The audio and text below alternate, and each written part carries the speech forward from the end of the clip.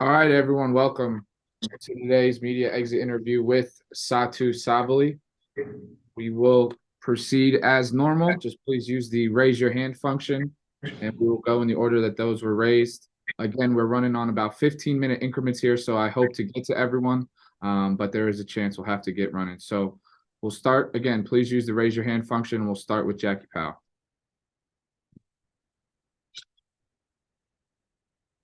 Sorry about that. I wasn't expected to go first. Hi, Satou. Thanks so much for taking the time. I think where I want to start with you is throughout this season and including you yourself, there have been a lot of breakout performances from international players. And so I guess what I want to know from you first is what type of value do you see in the WNBA having a lot of international players in this league?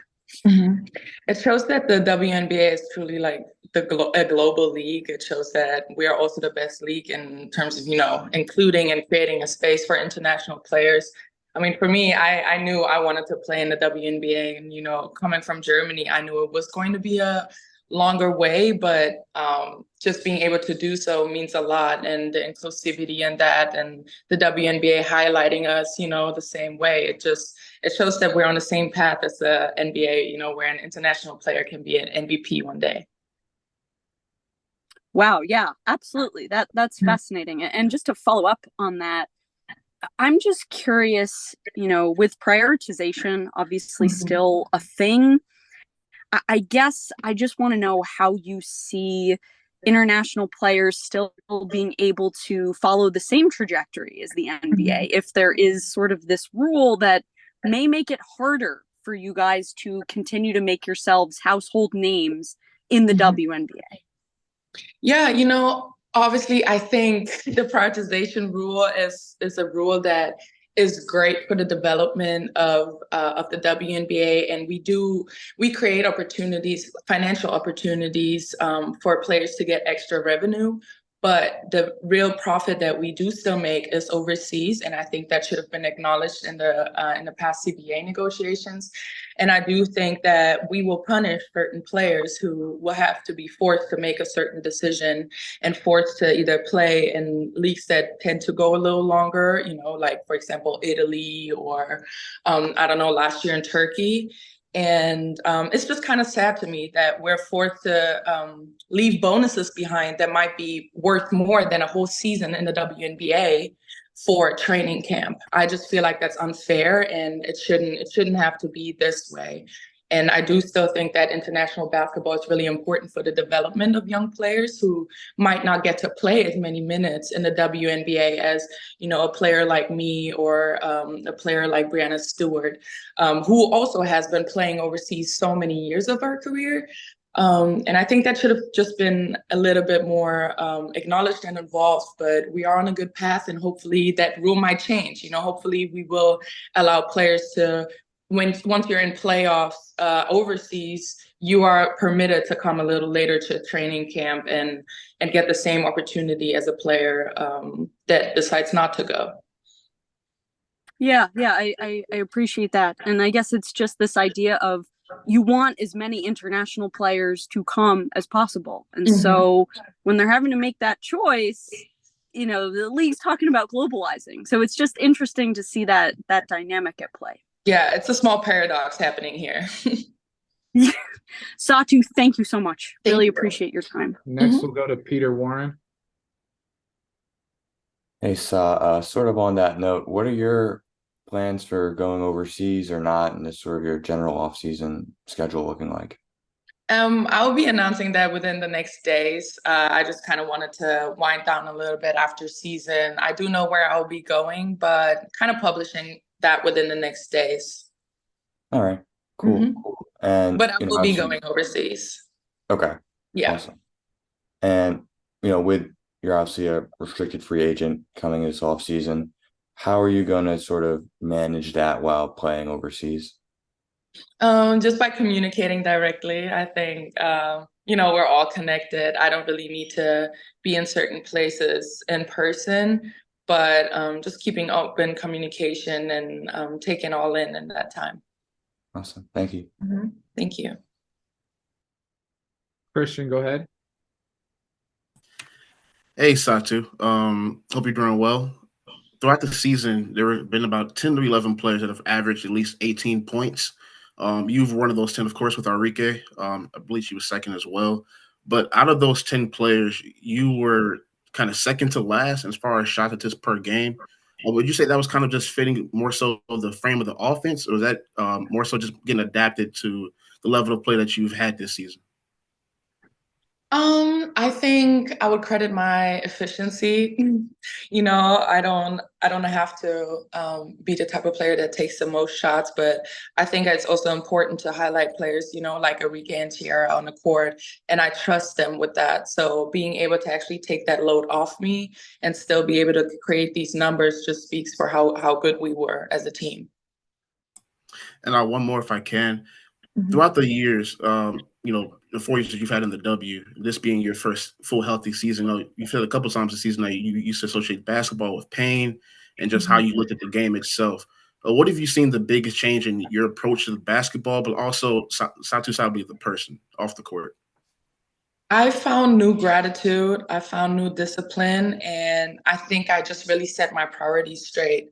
Not I think I know that I set my priorities straight. I knew that, okay, this is a pro life. And I think the first years, it just took me some time to adjust to that. And then obviously my body was just not at the level that I wanted it to be, and working hard. So I had to simply make a decision. Is this what I want? And if that's so, I do need to do the right precautions for that. So just learning and growing, that's really what it was. The first 3, or I would say the first 4 years in the league now, when I look back, it's about learning, growing, and prioritizing what you really want to do and how you will do it. Thank you. Nikias, go ahead. All good. Hi, Satu. I hope you're doing well, first and foremost. Congratulations on a tremendous season. I guess my question for you is, what differences did you notice in how teams guarded you, and what kind of counters do you feel you need to build heading into next season?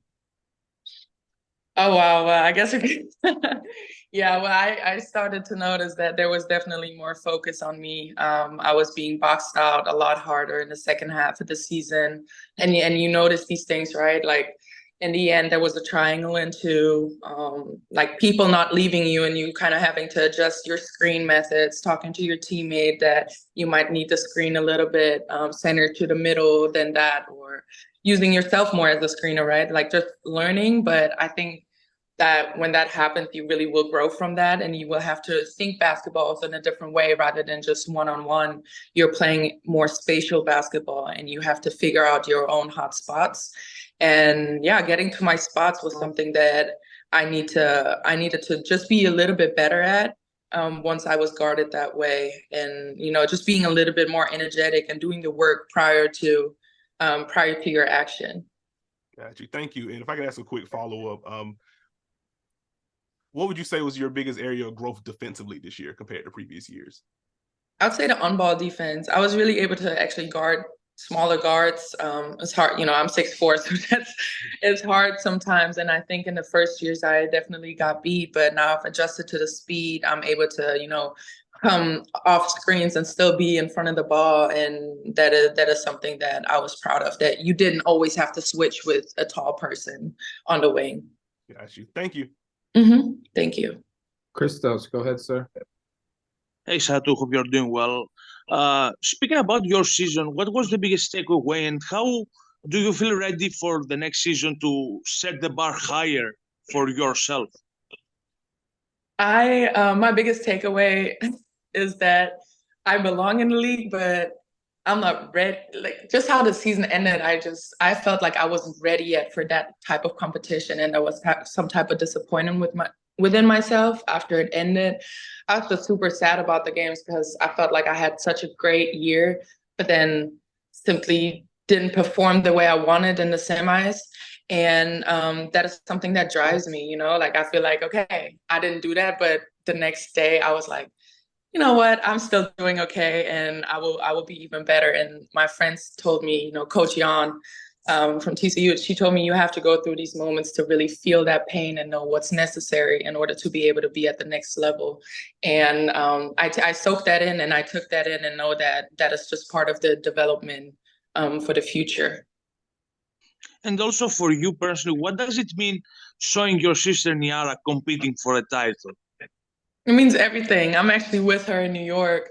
I'm going to support her in Vegas for the first 2 games before I have to leave. It means everything. She's so happy. I'm so proud of her, and the fact that she can learn from amazing teammates and soak all that in, that will be worth gold, you know, in 4 years when she will be an established player and also, you know, future all-star. She will have those experiences already with her. Danke, Satou. Danke. And lastly, we'll go to Andy Lipton. Go ahead. Thanks, Andy. Hey, Satou, how are you? Good. How are you?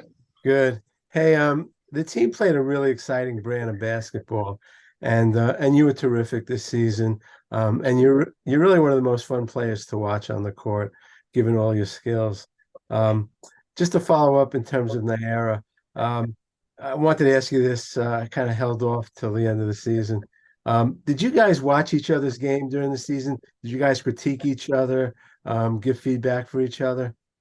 Yeah, Yara and I, we definitely talked about the game a lot, and obviously she's not getting so many minutes now in the end of the season, but in the beginning of the season, we were just talking about. I didn't have a lot to say to her. You know, she just moves organically on the court. She's a big that can just run the floor, sets amazing screens, which is actually one of her strengths, and rebounds the ball. And I just wanted her to flow and do her own thing. I didn't even have a lot to say, honestly, but she's a great basketball mind, and just her being able to actually give me some suggestions in the playoffs was also really good. And in the end of the season, or when I was down on myself and too hard on myself, she was the one really also picking me up and kind of calming me down and giving me also some type of different look options. She also told me, you know what, that mid-range, that's the hardest shot in the game.